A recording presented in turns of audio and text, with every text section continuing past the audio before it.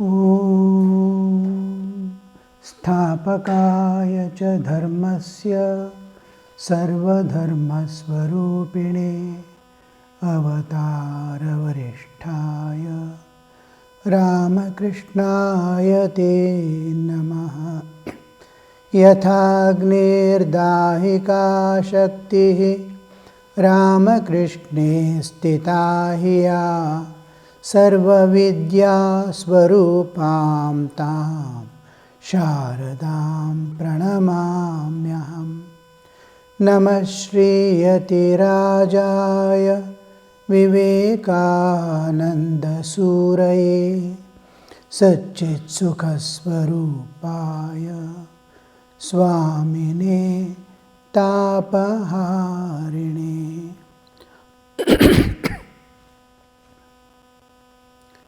Namaste to you all.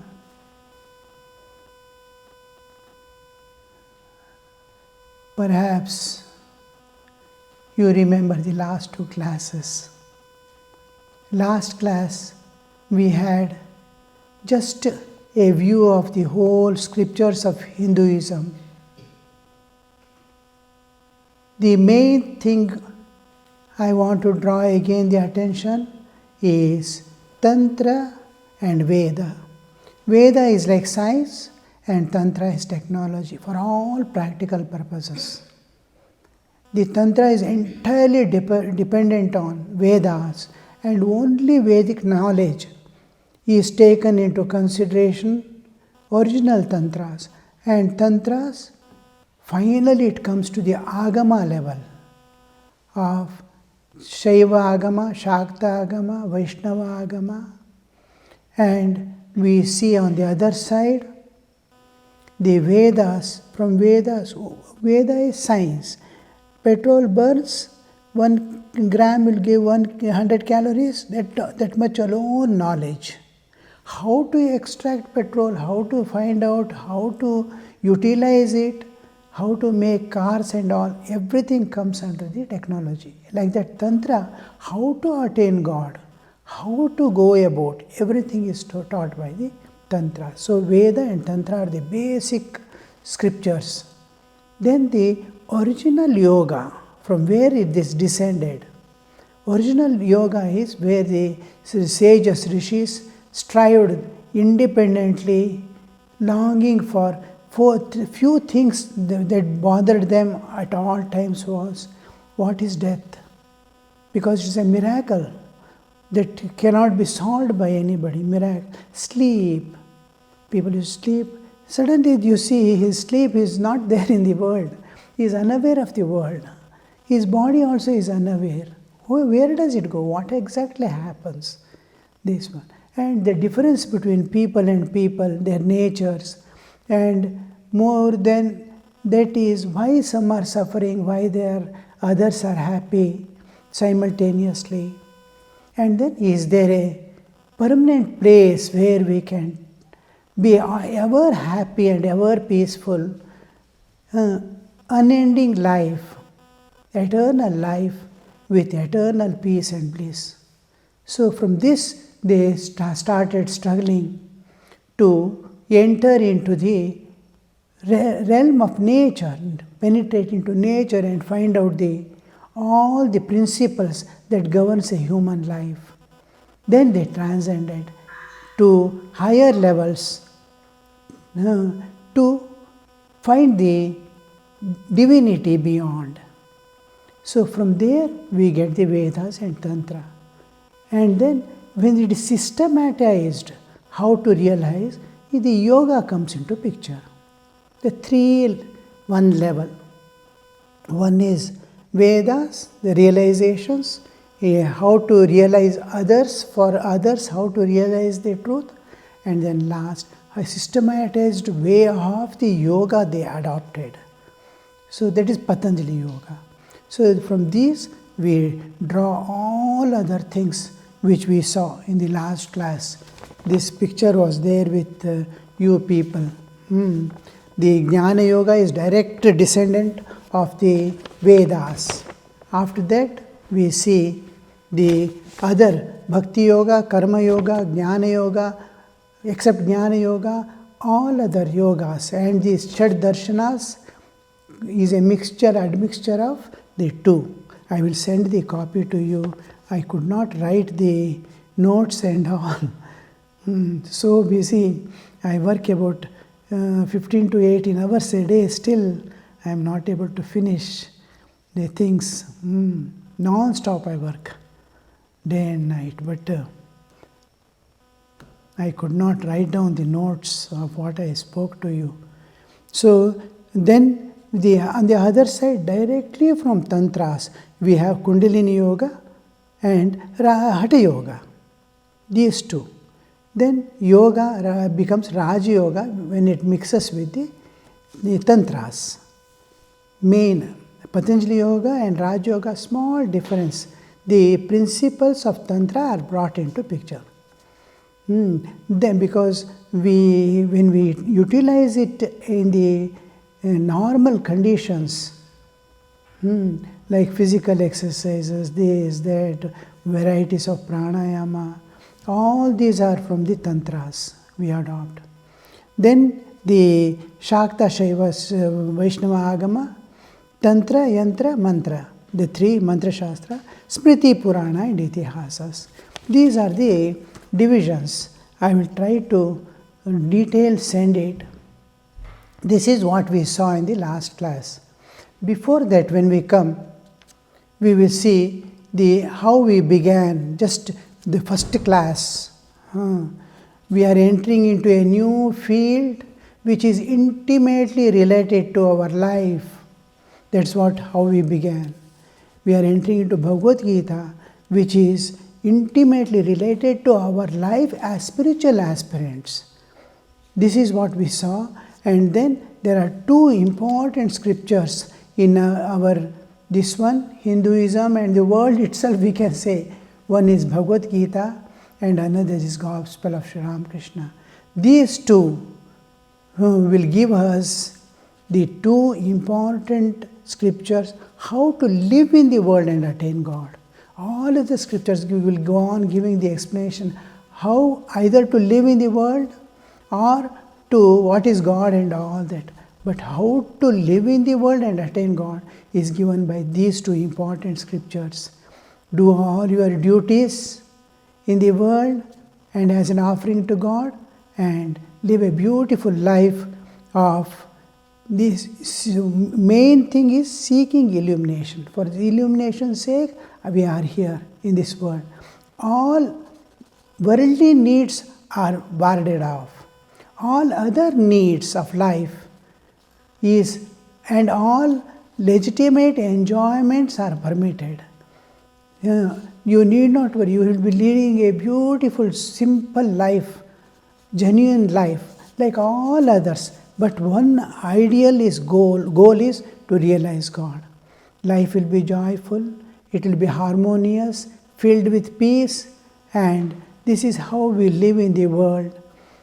What we need is spiritual growth. The spiritual growth is just like the child growing.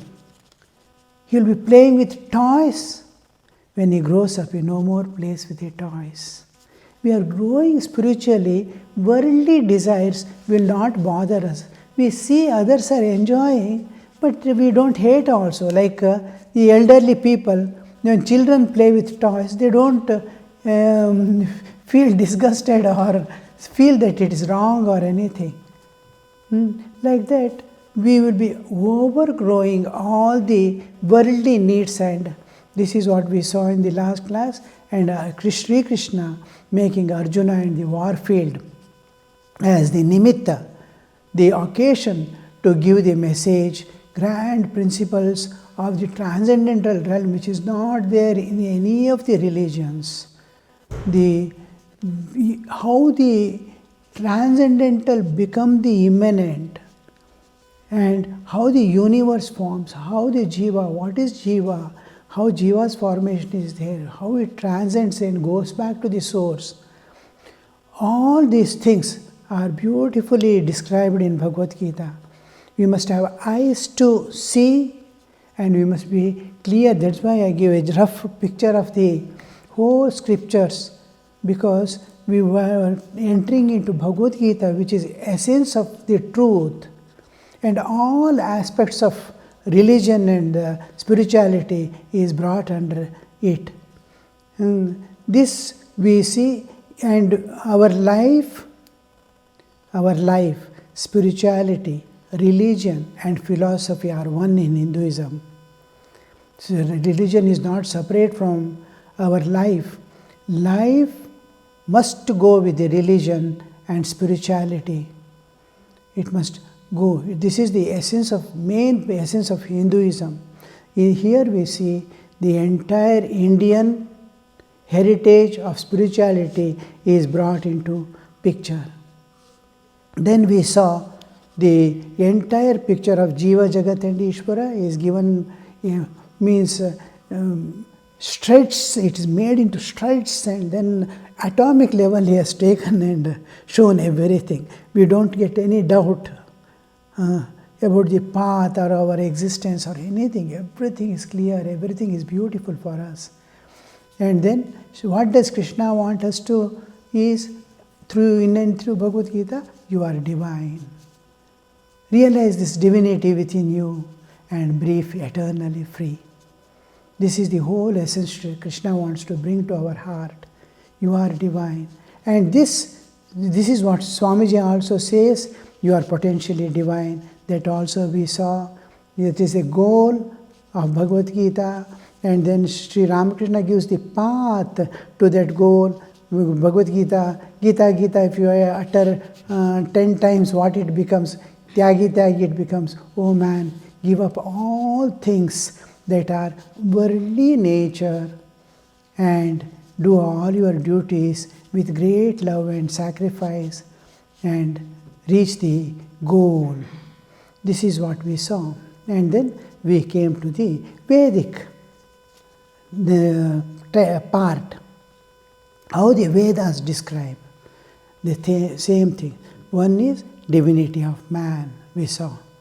Through the 4 Mahavakyas, Tattvamasi, Aham Brahmasmi, Ayamatma Brahma, Prajnanam Brahma. These 4 we saw. And then we saw the another aspect, Purnamada Purnamidam, this universe, which is a manifestation of that absolute, is a perfect thing. Because you are identified with body, you are seeing imperfection and seeing it as world, but it is God itself, Vishwarupa. This manifestation of the universe, then we saw Tyage Naike Amritattva Manushuhu. These 3 things we saw, but we will go a little deeper into the Vedic understanding. First Vedic thing is, a child goes to his father and asks, Kim Brahma? What is that Brahma, what you call? Kim Tad Brahma? The father says, go and do tapas. I will give you a hint alone. Yato va imani bhutani jayante, yena bhutani jivanti, yat prayante bisamvishanti, tad vidignasasva, tad brahmeti. What is Brahman is described here in a nutshell.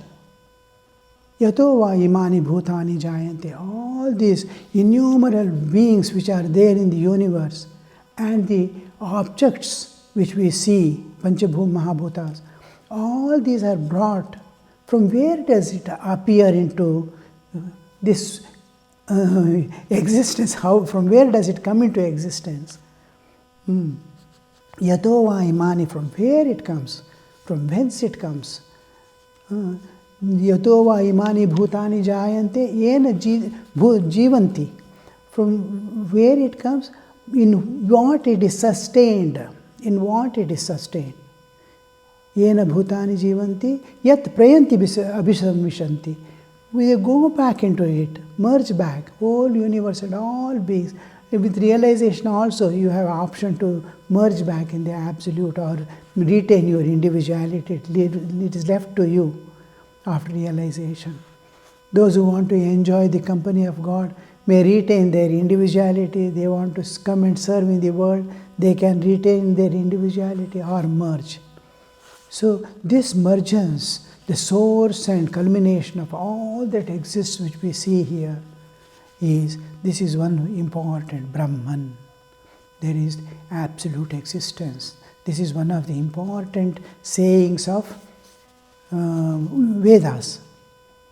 From there we come to divinity of man. The 4 Mahavakyas, Tattvamasi, Ayamatma Brahma, Prajnanam Brahma, and Aham Brahmasmi. These 4, Aham Brahmasmi, Tattvamasi, Ayamatma Brahma, Prajnanam Brahma. These 4 you are divine, you are divine, you are one with that, you are that, you are that. Tattvamasi. This is the divinity of man is shown. And the third is, world is the manifestation of that absolute. Purnamada, Purnamidam. Tat is always other, and Tat are referred to absolute existence always. Tattvamasi or Purnam Adaha Idam. That and this. Tat and Idam. That and this. That is used always to the absolute existence. Purnamada, Purnamidam. That is Purna. This is also Purna. Because it's in every respect it is Purna. Just because you are identifying with one of the objects, like in dream, you are identifying with dream body, so you are seeing a dream world. If you de-identify yourself in the dream, you see a play going on. Mind has taken all the forms. Except mind, nothing is there. Whatever you see in dream, pain and joys and sorrows and people, sky, earth, whatever you see in dream is mind alone. Except mind, nothing is there. So, because you identify, the moment you decide to identify, immediately the world dissolves. Like this, here the world is God. God has become this world. Because you are identifying with the body, one of the part of this universe, you are seeing this world. God as world. So, Purnamad Purnamidam, Purnat Purnamudachyate. This is one second dictum. The third one is, first one is the absolute existence, divinity. Third is the world presentation. And fourth is only purpose of human life is to realize God. The only purpose, the 4 Purusharthas, Dharma, Artha, Kama, Moksha. The Dharma, Artha, Kama are meant just to maintain life here and attain the moksha. Human body is given only to realize God. Again and Manava Sharira exclusively Muktaye, Nadu Bhuktaye. Their Vedas and all scriptures and all saints have one voice. Human life is so precious. Don't miss this opportunity. Transcend the nature. And you can't avoid anything. We have not come into this world out of our option. We have been brought here. For what? What is the purpose? The nature has brought. Nature has given us a human body. For what? So here comes again and again the saints and all insist this is for realizing God. Exclusively meant for realizing God. Realize God. At the same time, you cannot live and run away anywhere, anything. You have to transcend. You cannot fight out. You cannot suppress the nature's forces, kama or krodha. You cannot. You can go beyond. Go beyond and attain. At the same time, do all your duties of life with great love as an offering to the divine. Let it be an offering, a homa, like let it be going on, merging in the absolute. So this is the, out of the 4 Purusharthas, the mukti is the only purpose for which the human. Then finally we come to the last, this one, 5th verdict of Vedas, that is Tyage Naike Amritattva Manashuhu. Only by renunciation alone man can attain God. There is no other way. Nanyah pantha vidyate ayanaya. There is no other way. There is no other way to get released from this. We know, see, we are brought here and not left free. We are in bondage. We are in nature. Nature has brought us and into the nature, and in nature we are imprisoned by nature. Time, space, causation, karmic load, and karma bhoga, cause and effect. It goes on and on. It is an endless cycle of. So we are there. We are seeking release from this bondage. Eternally. Can I be eternally happy? Is there a life called eternal life? Yes, it is there. So this is what we saw in the last class also. We have dealt this point, detail, what is meant by renunciation, tyaga, sannyasa, how do we adopt it in our day-to-day life in a household background. That also, to remain uninvolved in the world, to remain unentangled, do all the duties, great love, give love to all, serve all, sacrifice everything. But let not world be in you. You be in the world. Like boat in the water doesn't harm. Water is in the boat, alone sinks. So that be free within. Enshrine God in the heart, in the mind, all the people that are around you, and wherever they are, try to love and serve wherever the God gives an opportunity to serve. This is what we saw, this one. Now, the Bhagavad Gita contains all things. We adopt all the scientific methods to establish. We have Yukti, Anubhuti and Shruti. These are the three important pramanas. God is there. What is the proof? Shruti. The scriptures say. Anubhuti, like Ramakrishna, so many Ramana Maharshi and all these people have realized and certified and gone. Sri Ramakrishna has put validity seal on all the paths to God.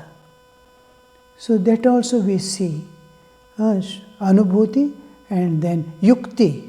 Does it satisfy your intelligence? Yukti also must be satisfied. The intelligence. But we don't give importance to reasoning and logic alone, like scientists. Now, that's why I cannot say Bhagavad Gita is very scientific. I hesitate to tell. Because science limits itself to 5 senses and mind. We have to go beyond the mind to know the truth. In waking state alone, whatever science has research they have done, whatever they have invented, everything is there as long as you are awake. The moment you sleep, no computer, no software, no hardware, no money, no people. How that waking state alone, that reality pertaining to 5 senses and mind. Can you go beyond mind and look at the same world? Can you go to the higher levels of consciousness and see the divine beyond? So this aspect is left out in the science. So there is intelligence. From childhood, when we go to school, we are taught to reason and bring logic into picture. This kills our intuitive power within. The child must be brought up in a new way, simultaneously in a spiritual atmosphere, with spiritual intuitive power to wake up. What happens is, it forms a groove in the brain. Wherever I see anything, logic. You read this, what will it give me? Do japa, why should I do? All these questions come because logic and reasoning is entering. There is a higher intellect which is trained and brought up into picture. This intelligence is pure intelligence. How do you see, what is meant by pure intelligence? This pure intelligence intelligence always moves. Whatever you do or see or do, act or think or feel, there is mind and ego, two important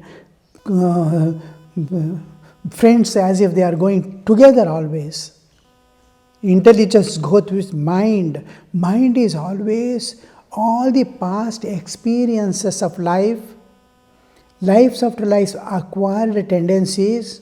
With that, I am seeing the world and reasoning with this background.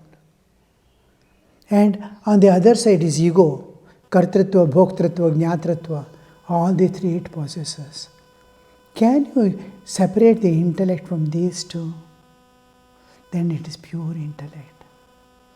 Pure intellect is where the mind under the old vasanas are not brought into picture. The new samskaras are given to the mind, new understanding of scriptures and all that, saints and satsanga, this, that, and all brought into picture. And that becomes a source of understanding and information. The other things are dropped, kept aside. It is not needed for me presently. We need it in the world, but cannot be brought into the spiritual life to transcend the nature. Here the ego is surrendered to the divine. You do, I can't do. I tried everything in my life. Nothing happens according to my wish. My intelligence doesn't work. So ego slowly learns to surrender and separate from the intellect. This intellect, which is independent of ego and vasanas, this intellect is the pure intellect which accommodates samanatva.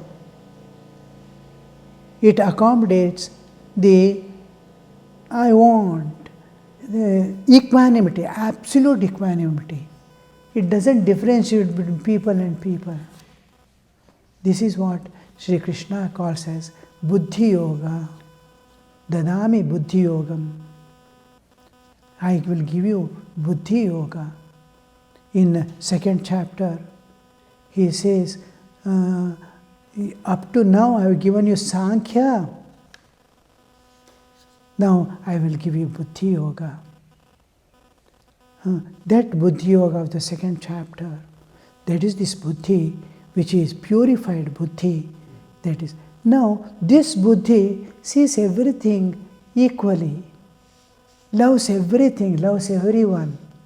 No hatred, no, all the defects from the inside has fallen off. Now this intelligence can penetrate into the nature to find out the secrets regarding life, my own life. So this is the intellect which we need. And this intellect slowly acquires all the qualities by thinking of the scriptural truths to penetrate beyond the nature and see the divine. This intellect is called enlightened intellect. From normal intellect, we attain the pure intellect, Buddhi Yoga. From Buddhi Yoga, the transcendental, which can enter into the reality, into Nirvikalpa Samadhi, it takes you and dissolves there. So that is enlightened intellect when you get after almost spiritual awakening. From spiritual awakening to enter into the Samadhi sthitis of Savikalpa and Nirvikalpa, that is the intellect. That will be how it will be. You can imagine how that intellect would be working in you. How endearing will be this world, how nice it would be, how beautiful would be your life, just getting that intellect. You are seeing every person from the external bodily level to the innermost core, the lamp burning within, the Lord sitting within. Every object, you are able to see the ever-pervading reality, the God pervading everything and giving existence to it. That intellect Krishna is going to give us Buddhi Yoga, that enlightened intellect, is what Sri Krishna calls there as Divyam Dadami Te Chakshuhu. The whole process of Bhagavad Gita is to acquire all the necessities we need to Yogya Patra. Patratva is what we are seeking now. And that is what we are going to get from the Bhagavad Gita reading, because we are reading not to become scholars or anything, with efforts to transcend the nature and go beyond in this very life. And it is possible for every jiva, every human to attain, Sri Ramakrishna says. At least self-knowledge, Atma-jnana, everybody can have, irrespective of their vasanas and karmas. This is what Sri Ramakrishna says. All right, for the today, I will try to send the notes. You can go through and keep as a record for you. Yes, then. Any questions regarding today's class? So far, no questions have come.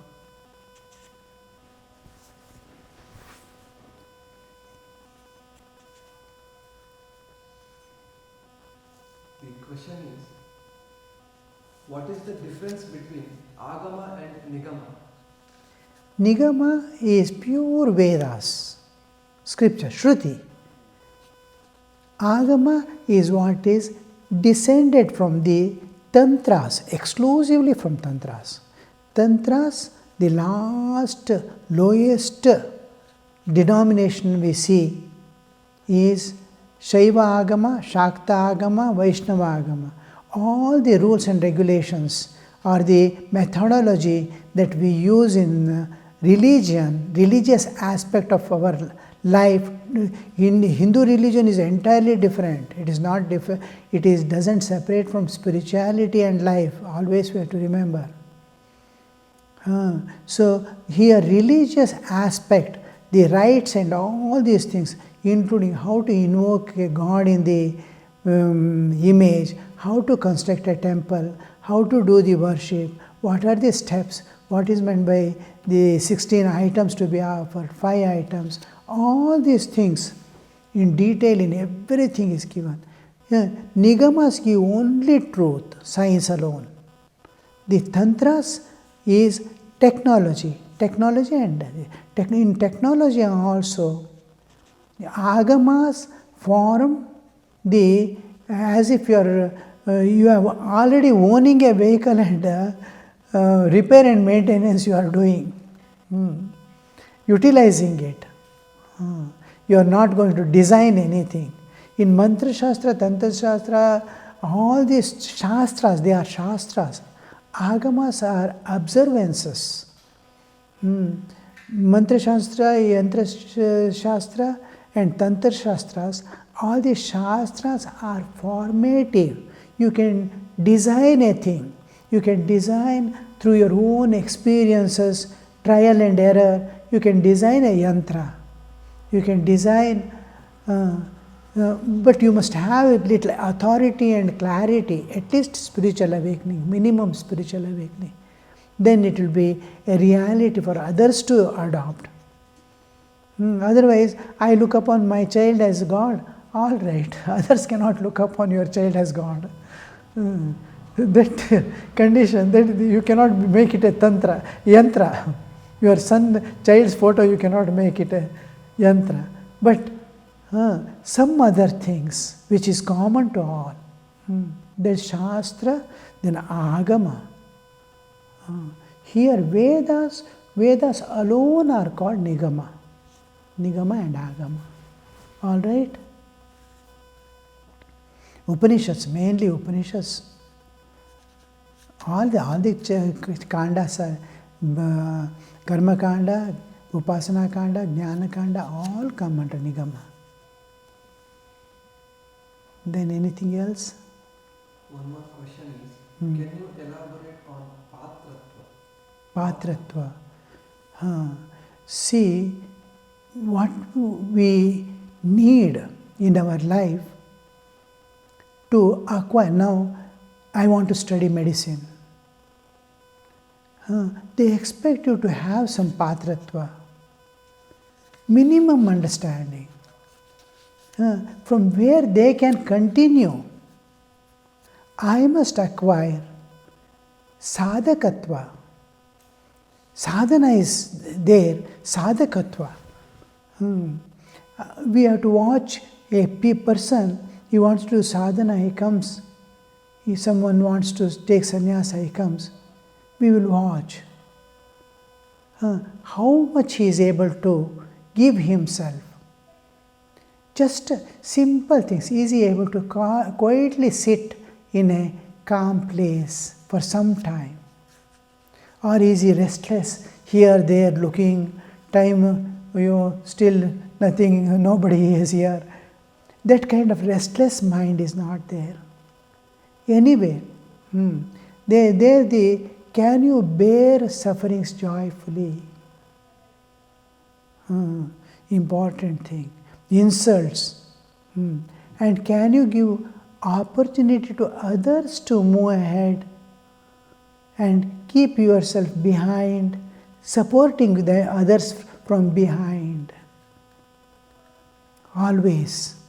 These are how you build up harmony in your life. Flexibility. Can you be flexible? Can you move with all people? Some evil people will come. Can you keep them engaged for a few minutes and send them with some gift, a few words, which doesn't hurt them, but they can encash it in somewhere and transform their life. Similarly, good people come, saints come. Good means unimaginable. Great people come, noble people come. Can you be lowest person will come?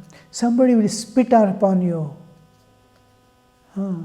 Can you silently receive all this? Some people will praise you, some people will blame you. We have duties. Duty is different. Thakur says, I asked you not to bite, but I did not ask you to not to hiss. That much of common understanding, but inside, are you undisturbed? You may scold a person. Why did you do like this and all? Does it internally hurt you? Slowly you have to build up all these qualities which doesn't, we are transcending our internal nature. To receive, main important thing is to receive the blows from the world and people and our own karma. And transcend and go beyond, transcend and go beyond. If you are getting angry, find out the way, how can you get rid of anger? But don't waste time sitting alone, working on the anger alone. Love God. One Swami was there in Kamarpukur. For everything he used to get angry. It was his second nature to get angry. And he is in shrine.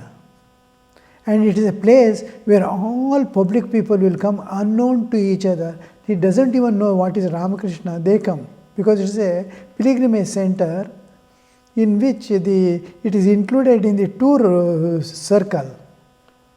So people will come with friends, this, that, and making this. You shout at them. Keep silence, keep silence. Sometimes you will throw water on them, this, that, and that much of anger. Then in the evening he will come and weep in front of me. Swamiji, I am not able to control this anger. What to do, what to do? I know I should not get angry. But sometimes at that moment I forget everything and I get angry. He has beaten many people also. So that I tell them, try all methods. Pray also. Constantly pray. Give me that strength not to get angry. And in spite of that, if anger continues, don't bother. Think of God and intensify your spiritual practices. Because God might have kept that anger to protect you. Otherwise, you might have fallen somewhere earlier itself. We don't know what for the, in spite of all my efforts and weeping at the feet of God, if there is a defect, there must be some cause. God alone knows. One saint says, what is the attitude of saint? If God keeps me in hell, then I have no option or will to aspire for heaven, because I trust in God that whatever God does is the best for me. So if he keeps in the hell, he doesn't want heaven, because God has kept in the hell. He is happy that being in the hell. But look at the trust. Through my own anubhava, I have acquired such a trust in God that I will not be harmed. He will take care of me. Anubhava janya jnanena vadami. I tell this out of anubhava janya jnana, that I don't aspire for heaven if God keeps me in hell. So that kind of access, these are the things that we slowly develop in our life. Main thing is, don't forget God, don't forget God. Whatever happens, good and bad through you, doesn't matter. It only stains your body and mind. But within is beyond that mind. You are eternally pure. Bring that purity from the self, from within, to the bodily level. That is why that constant memory of God, in and through all activities. You are loving someone. Let it happen in the background of divine. All these lives we have spent is in the background of the world we are working. Even sadhanas we are doing in the background of world. Now we have to do in the background of divine. Surrendering to God, divine, loving God, being with Him. He must be a family member, being with us. All right then. One more is there, yes. Here is the last question for the session. Is Buddhi Yoga same as Dhi? Almost. Dhi is by which only spiritual awakening takes place. By what buddhi acquiring, that can penetrate through the nature and go beyond, is Dhi. Dhiyo yona prachodayat Dhi. This pure intellect, Buddhi Yoga, is which accommodates the whole world. Because samanatva is coming into you. Equanimity is the main important part of the Buddhi Yoga. Ube sukrite dushkrite, you are going to transcend. By which Buddhi you are going to transcend. So, small difference. The Buddhi, this is also going to take there, but here the vastness with which you go. There you are like going like an arrow. Here you are going like a vast ship, dragging all things and looking at all things. Buddhi Yoga. Buddhi Yoga is being united with the divine and working in the world. Dhi is penetrating through the nature and within and transcending the nature and finding out, who am I? Who is this? That much of difference is there. All right? Yes, then, so this class for our these classes, I thank you all, because it is constant. One thing is company of the devotees. What else is our life but to be in the company of devotees? Then constant awareness of the divine. Again and it see, when I was in Uttarakashi, Himalayas, I was there almost for a year, and I used to go for Bhagavad Gita classes. One Nepali sadhu was there, he used to take classes to his extent. He was taking little, means Shankara Bhashya and all that. But I used to go, and some sadhus came from Mutt, and they were there on the visit. They asked, why are you attending the class now? What is the need to attend the classes? You know the whole Bhagavad Gita, the essence of Bhagavad Gita is in you. I said, it awakens me from within. The awakening. To possess is one thing, to enjoy your possession is different. To it, the Thakur uses the term uddipan. Uddipan. Within itself you will awaken and enjoy the company of God within you. All right then. Om Niranjanam Nityamanantarupam Bhaktanukampa Dhritavigraham Vai Ishavataram Parameshamedhyam Tam Ramakrishnam Shirasa Namamaha.